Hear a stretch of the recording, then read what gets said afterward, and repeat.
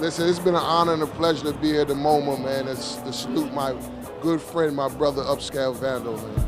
It's nothing but culture in the building.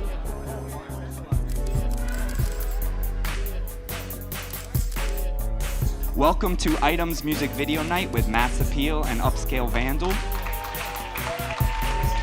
Yo, thanks everybody for coming out. I appreciate you guys all coming through. What we're gonna do is kind of explore Mike's story and some of the specific fashion items through a series of music videos. The first one that we're kicking off with is the Diplomats' Dipset anthem from 2003. Because Dipset and that era of hip hop that New Yorkers have specifically experienced and went through kind of shaped an entire subgenre, subculture of kids that really kind of express themselves through fashion because of their taste in music.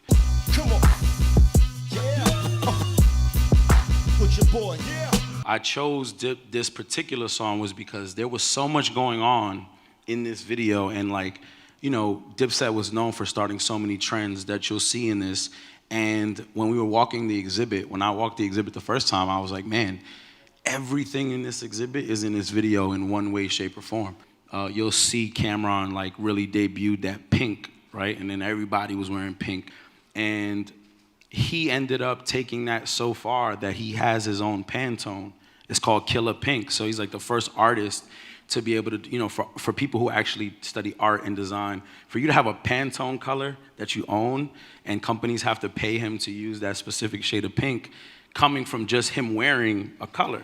That can show any kid how deep it goes for you to have an expressive sense of style. The baseball cap also, was a really, massive fashion item. It actually was a filmmaker, Spike Lee, who helped to actually kind of diversify the colors for certain teams. Upstairs, we have a red Yankees hat. And the reason why we have red is because when the Yankees were playing the Braves in the '94 World Series, Spike Lee called up New Era. He said, I'm wearing a red coat when I go to Atlanta to watch the game, and I'm wondering, can you make me a red hat to match? And this blew their mind. They were like, what, a hat that's not the team colors? It's so strange. They had to call up George Steinbrenner and get his permission. And he said, sure, whatever Spike Lee wants, Spike Lee gets. And so he wore the red cap, and he was photographed wearing the red cap. And the next day, apparently, tons of young people, bum rushed the New Era stores. They wanted one of these red caps. And so New Era realized that they had kind of, a new idea that they can start making caps in colors that did not necessarily reflect the team's colors, and that really was the birth of kind of customized caps and fashion caps that weren't just about team affiliation. And one other, key item is the jersey. You can credit hip hop for popularizing, the jersey as a fashion item. Me and Pusha started wearing soccer jerseys as a fashion staple, I would say 2012. And we were wearing soccer jerseys because, essentially a soccer jersey looks like a designer shirt, right? There's a lot of cut lines, there's a lot of different material plays, screen prints, colors. But we started noticing that when we were wearing these soccer jerseys, people started copying us. So as a way to kind of, change from the norm, we started putting cartel and crime family names that pertain to the country on the back of them. So we started doing that, and then maybe a month later, Pusha ends up on the front page of an Italian newspaper, and they're rapper comes to, he's performing in Italy, and he was wearing a famous mob family, and they were rapper comes and disgraces the country. And it was what? So again, the translation of the representation of what a jersey means and how it could go, something so small. And in this era, jerseys were everything. I kind of want to get more to Mike, your story, how you kind of got into the game with, fashion and bringing that passion that you always kind of had. The first thing I was ever able to do in the industry was April Roumet, who's a celebrity stylist, gave me an internship. And I didn't really know anything about the fashion industry, the business, but styling kind of, I guess, to me came naturally. It was all right, well, if I have a good sense of personal style, I'm sure I can help somebody else kind of develop their personal style. First of all, that's not what styling is at all, right? And I learned that the hard way because April used to say, for us to stay in business, you have to make sure that they need you. Your artist and your client has to need you to develop a story. So here I am, like my first 2 clients with her that she taught me, the ropes with, was Santi Gold, who's a female and makes alternative music, and I had absolutely no idea. And then Big Sean, who was a lot easier, but, I'm giving them all the sauce. Like, Sean would be texting me, and I'd be like, yeah, wear this, and I'm not charging him, right? So April calls me and is like, have you been shopping for Santi Gold and Sean? And I'm like, yeah. And she's like, are they paying us? And I'm like, nah. So that didn't last long. Yeah. What's really interesting is that the video hones in on all of her jewelry, right? Not something new in videos. We're used to that. But then young boys have these kind of sticks coming off of their fingernails, almost like a manicure, right? And what's really interesting is that upstairs we have a recreation of Lil' Kim's Money Manicure, which was Bernadette Thompson was a really well-known manicurist here in New York City, and she took pieces of, U.S. paper currency and lacquered it into a manicure for Lil' Kim to wear. And it was sort of like the ultimate expression of having your nails done, meaning that, you live a leisurely life. From there, you kind of build a relationship with Pharrell and working with Billionaire Boys Club. I really like sales. I was always really good with being able to sell, talking and conveying a message. And that's really what sales is, right? It's me kind of convincing you of what I see in a product. The only thing I ever cared about was Rockefeller and Pharrell. And in one meeting, I worked for both of them. The video that we chose, to reflect that was the Mr. Me Too. Bro, this video, and I can speak for at least 40% of the crowd, changed my life. Because what the guy in the front row right here was saying on this record. Been 2 years like I was paddy wagon cruising. Streets was yours, your dunce capping and kazooing. I was just assuming you keep the coke moving, but I got one question. Y'all been doing? This is not a video, this is history. This kind of really birthed the streetwear era, right? I'm sure many of you in this audience have waited online outside a store to get something from a limited drop. I see a lot of young people doing that, and I think it really kind of, emerged around this time period. And one of the items we have upstairs, we call it the graphic tee. It's cotton, it's probably Hanes, American Apparel, whatever. But whatever this graphic is suddenly gives it either immense value or, shows you're a fan of something or, I don't know, makes you dorky or whatever. And I think that's really indicated in this video with all of the different printed garments, right? And, especially Pharrell with all of his chains and stuff, he's branding himself with these motifs that we all today do with a graphic tee. This era bred an entire culture of influencers because the T-shirt is the opening scene for somebody to create their own collection, right? It's like the blank canvas where I've seen kids become millionaires off of T-shirts, and what the Clips, what Pharrell, what Nigo, and what that era did for kids was they put it on a pedestal where you said, okay, I can't be high fashion because I can't wear, a cashmere sweater, or I can't wear whatever. They said, no, T-shirts are luxury, printable hoodies are luxury.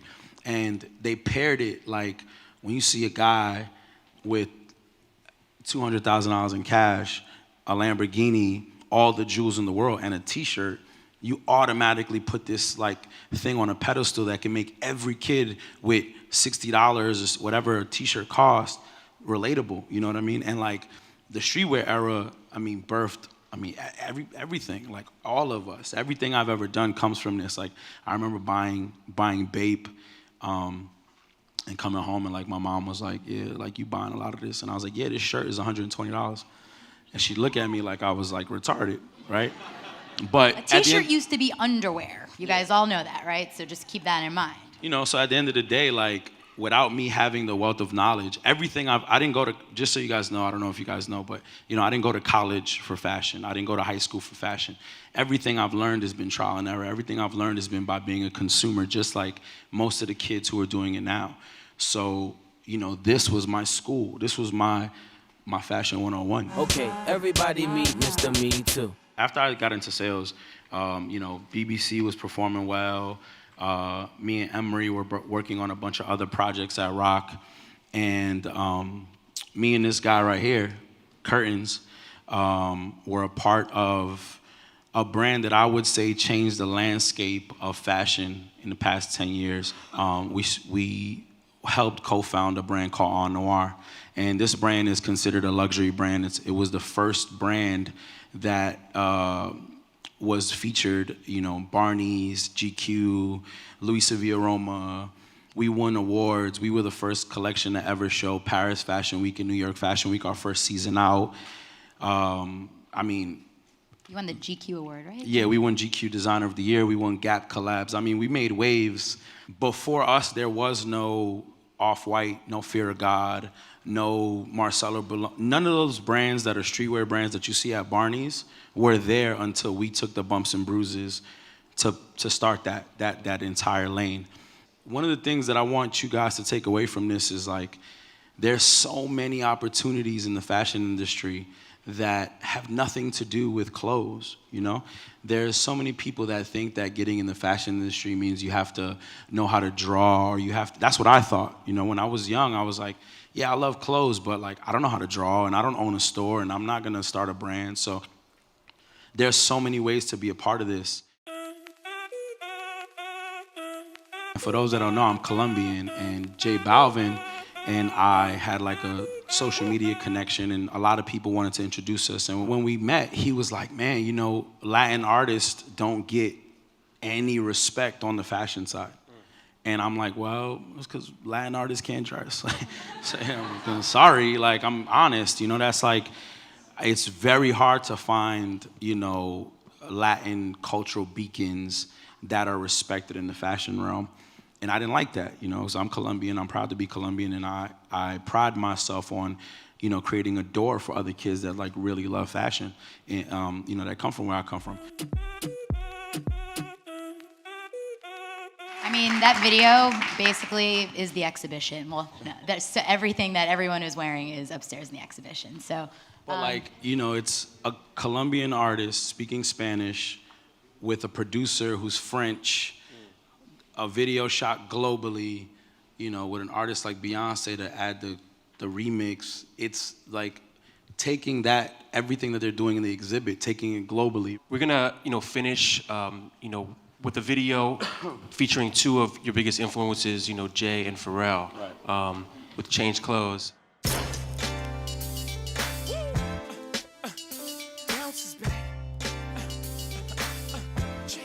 Jay told us a story once. We were having, we used to do this thing at the office called Do Say Fridays. Every now and then, Jay would pop in and, have a drink, say a joke, be Jay. And Jay told us that he had walked into a room at All-Star Weekend, and David Stern was there. And David Stern was the NBA commissioner before the one that's currently there. And David Stern introduces him to the rest of the people. He goes, oh, this is Jay-Z. He's the guy who ruined my jersey business, right? That's a crazy intro, So, we were all laughing, and I was like, it was because in this time, everybody was wearing throwback jerseys. That was the rapper kit, right? You had a throwback jersey and big-ass jeans and Timbs, and Jay, being the leader of culture that he is, was like, yeah, that's done. We corporate. We're trying to build CEOs. We're trying to build people that are, exude a level of confidence. So he said it in a line. He said, give me a crisp pair of jeans and a button up, and that was it. The entire hip hop industry started wearing oversized, terribly colored button up shirts, and and hat. It was funny because they would wear it with a hat. How much different is this than the jersey? Because but I did it. You know, I listened. I started wearing button-ups. You know, at that time, everybody wanted to drive cars. Jay is like, nah, we gonna get driven. And it was like one of the first times you saw me back. And Pharrell's in the video in like a Bape hoodie and a varsity jacket. Like, all right, you could do that. You could do the button-up thing. I'm gonna do this. And those are both my icons. And like, you know, ended up working for these two. It brought my career full circle. You know. So what do you recommend for people that's been trying to get into internships? What was your inspiration? If you could pick one cultural icon from like the last 5 years who really changed the landscape of fashion, like who would that be? Pharrell. I mean, it's no-brainer. And I say it not because of my personal opinion of him. It's because I might catch a lot of flack for this, but I don't care. We're at the MoMA. I'm going to say it. Right now, there's a huge influencer culture, right? I don't really like being an influencer. It's kind of like a byproduct of what I do. But that being said, Pharrell has been doing everything that influencers like kind of preach about doing silently for the past 20 years or 15 years, whatever, right? And I feel like the fact that he's able to go and do it and set like a trail of breadcrumbs for everybody without him having to say, this is what I'm doing, right? Like, Pharrell's done everything. Pharrell had a Louis Vuitton deal before anybody. Pharrell had a collaborative everything with anything you could think of. Japan, France, runway shows, streetwear, Dina and DeLuca. There's no thing he hasn't tried his hand on that he might have lost. He's taken a bunch of bumps, but he was able to go there as a person of color and say, hey, look, I went into this boardroom wearing a hoodie, mad jewelry, and sneakers, and I had an idea that I was able to monetize, so you can do it too. And that's why I think he's the most important. What would you say would be your greatest challenge being an entrepreneur and, you know, doing your own thing, breaking out the box? My biggest challenge being an entrepreneur is having a presence, if that makes sense. And let me explain that. So I have a social media following, right? So that comes with people thinking I'm an influencer because they like my taste or my opinion of something, right? But when I walk into a boardroom and I'm pitching an idea that has nothing to do with my influence or my stance on a product, right? The first thing that these people want to talk about is connecting me to this product and for me to promote it and for me to get it hot. And that's not really what I do because there's a bunch of ideas that I have about developing things that have nothing to do with my personal taste.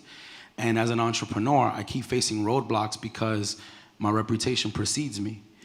That's the part that you guys don't see. For everybody that follows me on Instagram, that sees the sneakers and the food and me hanging out with celebrities, you don't see the nights that I don't sleep or the nights where I gotta know or the nights where my sister had to lend me money to, you know, rent a car to do a run. You know, you guys don't see none of that. You guys see, you know, the glamorized version. And as much as I try to share that, like, I'll post a picture of, like, some unreleased Jordans, and it gets 5,000 likes.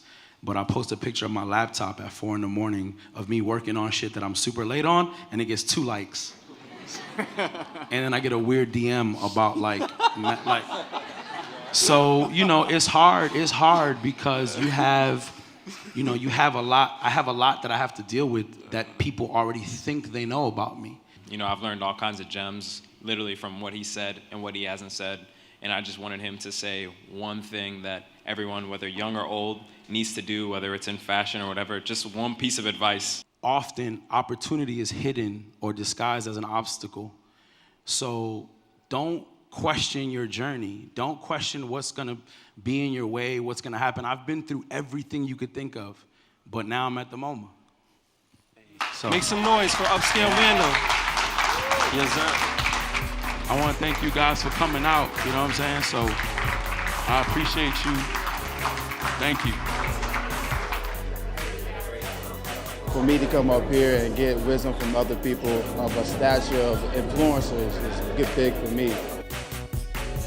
The clothes, the prints, everything made a mark, everything. Event was amazing. Definitely inspirational. You know, he dropped a lot of gems in there. I was able to play trap music at the MoMA. What else do I gotta say?